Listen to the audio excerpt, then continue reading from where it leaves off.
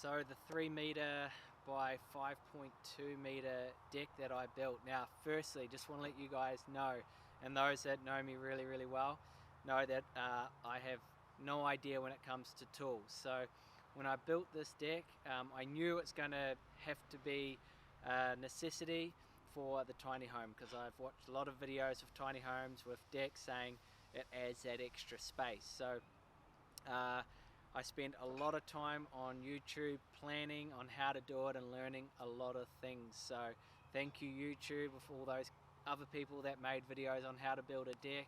I took all that advice, and the deck behind me is still standing. So as I take you through on how I did it, like I said, I only knew how to use a hammer and nail.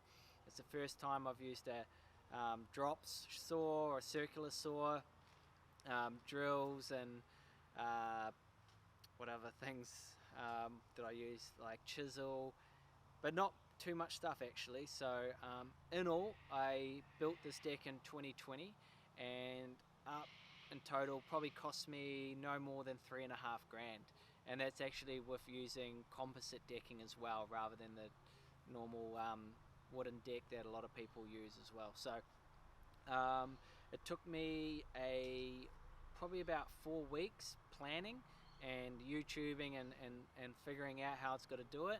And then when I started, it took me a week full time at it, just me going hard from sunlight to sundown. So I'll show you some photos of where I started throughout this video, or maybe even now.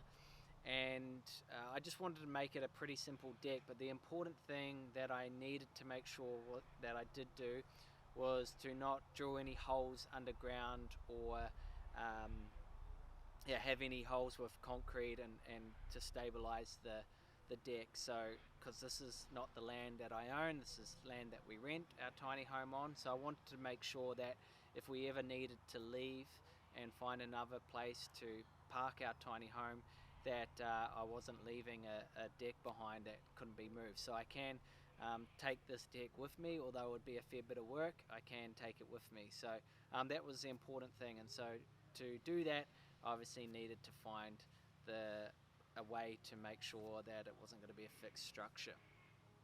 So anyway, let's take a look. Again, if I can do this, then definitely anyone watching this video, you guys can do it as well.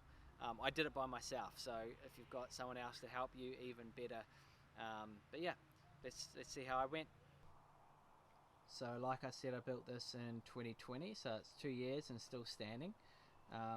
So it is 5.2 meters in length, and it's 3 meters wide. So this awning that I found on Marketplace that I've got out, that's 3 meters out, and obviously we've got a table and chairs on there, so that was the size.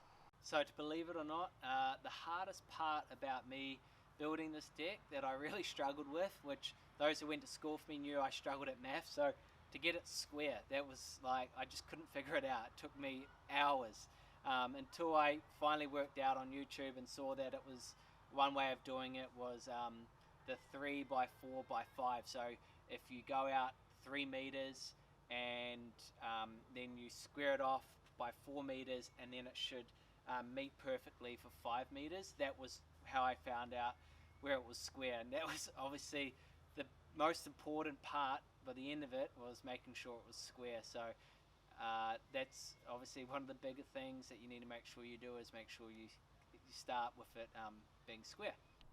So to make this a movable deck, these are tough blocks here.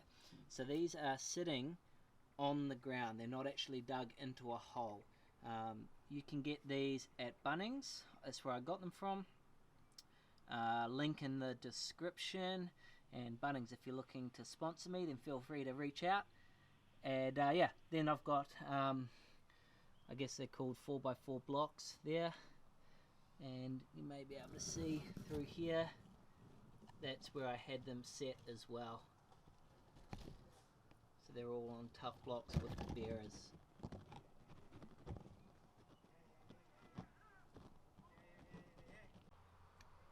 So the actual decking is what they call composite decking, from Eco deck that I got from Bunnings. Again, the link will be in the description. On this came in lengths of 5.2, which is perfect for the deck as well, and it comes with everything. You just screw them in, and yeah, it's really good because I've only washed it once with a goonie, and as you can see, mud can get on it from the dog, but yeah, don't have to oil it at all, and holds up really well. So I've been really happy with the result of the actual decking part. But yeah, here's another look at the tough blocks and where I made the bearers and the joists. There's a dog, bit of joists underneath as well.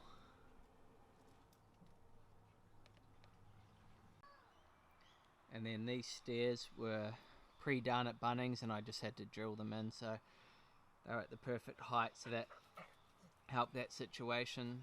And yeah, so pretty easy to be honest, but yeah, just take your time measuring up, and it's definitely made an awesome addition to our tiny home. And yeah, still pretty proud it's still standing as well.